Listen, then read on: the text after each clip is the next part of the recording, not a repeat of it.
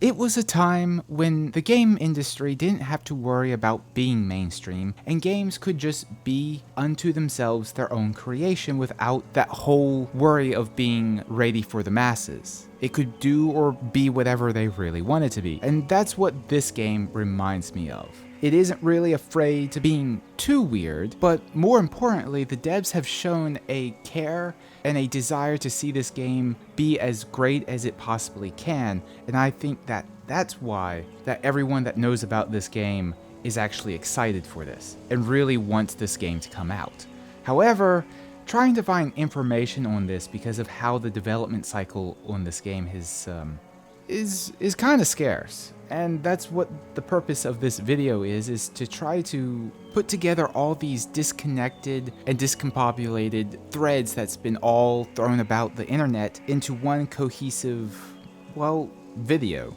But before I go any further into this video, let me just say that I normally review and look at games kinda after the dust has settled and that we know what good state the game is going to basically be in for the rest of its life cycle, to see if it's really worth it or not to invest your time and money. If you kinda like that idea and that type of content, then maybe you should subscribe and check the rest of what I have to offer out. Also, let me know if you guys want to see anything in particular. So with all of that extra bit out of the way, let's get to the video.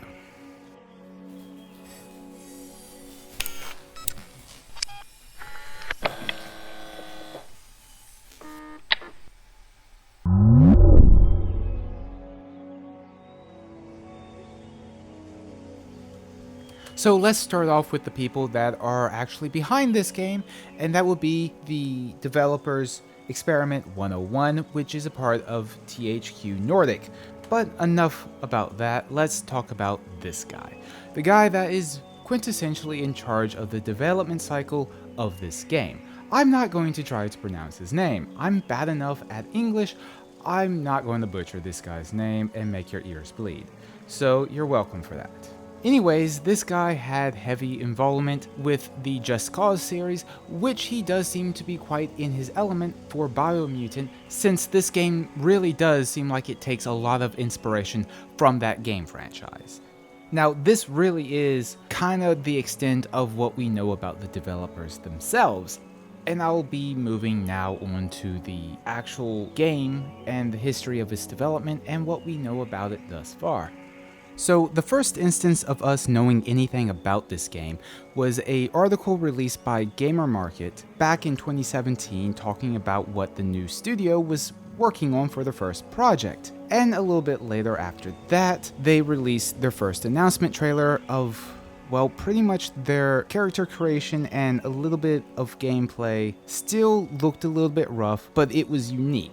Now, the game was shown to be far more constructive in its path for how you can go from area to area, as well as the loot system from various articles at the time also lend to be more of a Diablo style. And this has all changed as more recent information has came out, and I suspect that this is because they had to do a complete rewrite or change in complete direction in how they wanted to take the game, and probably why it was delayed for so long. But that's getting ahead of the point of at some point of time, they just kind of went dark, and no one knew what was going on and whether or not the game was even still in development, until they finally came out saying that they're still working on it. So this brings us to what I really want to talk about, and that's what we know about the game right now, because we actually do know quite a bit from the past interviews that they did a little while ago. And there isn't really that many people that have talked about it or have analyzed it at all, and that's kind of what I want to do in this video as well. And I'm going to start off with the general direction that the game seems to be going from the very first trailers that we got to now. There are many ways that you can describe this game, and many games that you can compare this to, and the one that the game developer himself in the interview kept using was, of course, Breath of the Wild, which it seems very fashionable to model your game around or compare it to. I mean, there's many reasons that you would do that. But after speaking with a bunch of other people that are interested in this game, we all kind of came to the conclusion that this really seems to be a spiritual successor to the Just Cause series. And the one other thing that really came out of this interview and the new gameplay well, new-ish, was this prominent feature of consequences. And I'm using consequences very purposely because too many times games that rely on choice, well, they're not that meaningful because in many ways you're giving multiple dialogue options or different routes that you can take, but they all lead to the same conclusion or the same thing happening. And this doesn't necessarily seem to be the same thing in this game. And the first instance of this being seen is in the character creator, where both your appearance and your stats are basically intertwined, and you can create a vast variety of characters, but you still have to think about what playstyle that you want to do. It's something that a lot of modern games have shied away from, and just letting you just pick or respec whenever you want, and it's kind of refreshing if you came from old-fashioned RPGs of where you basically hunker down with what you chose from the beginning and you played through it. And I'm not saying that forcing players to deal with their past decisions and not allow them to fix what they've done is the best way to do this, but I will say that when you create limitations in what you can do, you do very much give yourself opportunities to be creative.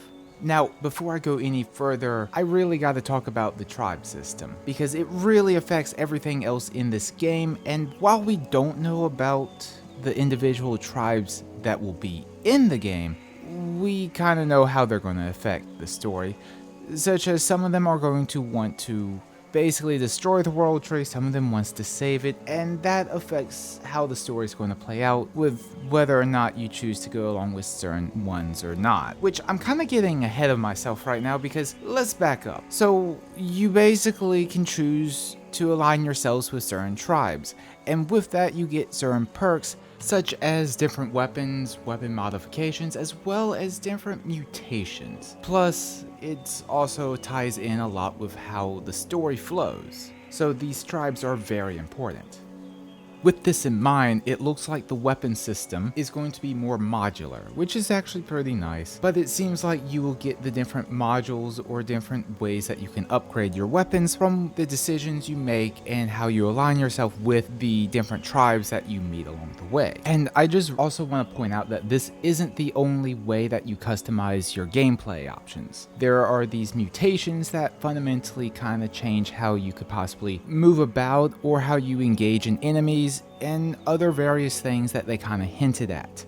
Now, the best way I can describe this would be, well, if you've ever played the Bioshock series, it acts a lot like the Mutations in that way. It kind of fundamentally gives you abilities that you normally wouldn't have. But they didn't go too far into it, so I can't really infer how they would work or if they play really far into your choices with the aforementioned tribes. So that's something else that they didn't really reveal, at least too heavily. And lastly, on the topic of gameplay elements, they also did kind of talk about different types of vehicles and how you would need them to be able to engage in certain content within the actual world. So there's that. Again, this wasn't really elaborated on, so I can't really say much more than that, but this is supposed to be a major gameplay element. And that really kind of does it for what we know about the gameplay side of this game. Now, let's move on to what we can infer from everything that we have our hands on about the story. We've known for a while that the story is going to be revolving around a world tree, but in the latest information that we've gotten from the actual studio and from trailers and whatnot, is that it's going to be tied to our choices with the different tribes. Surprise, surprise. Let's move on. So the next thing that we found out is that there are these inclusions of world bosses, or these world eaters as they call them. Now this is where it really does seem like they took inspiration from Legend of Zelda Breath of the Wild, because as they talked about it, it seemed like their inspiration for these things were the divine beasts, and most likely, and this is just speculation, that there's going to be 4. Because again, they made such a strong comparison to begin with, and how the world's laid out, being so open world now, so that is most likely going to be it. But I could also be wrong.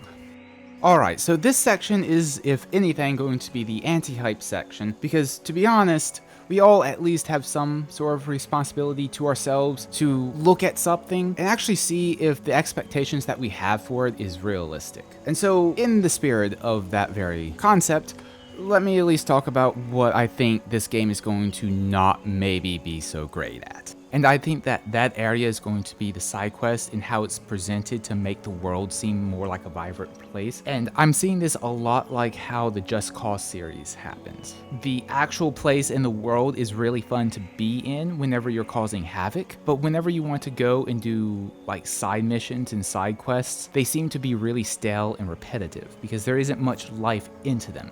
And I believe that this is going to be the game's shortfall because it's really hard to balance your priorities between actual gameplay and story. Because if you've looked at any other game, it usually does have one of those two priorities. And for them to have them both, I haven't really played a game that has really done that successfully. So I don't have really high hopes, but it's still going to be a good game and really fun. I mean, it could also be the exact opposite, which I think would be a little bit more detrimental to the overall game, because this does seem like something that you just want to dig into and just enjoy and play around with. So that's why I'm kind of leaning on the way I am. But what do you guys think are going to be the strengths and weaknesses of this game? Okay, so let's try to get to the million-dollar question, and that's when is this thing coming out? Well, this is about the third time that I've had to record this section because it keeps getting updated, but it seems like it's going to be May 25th, 2021. Let's hope to God it is.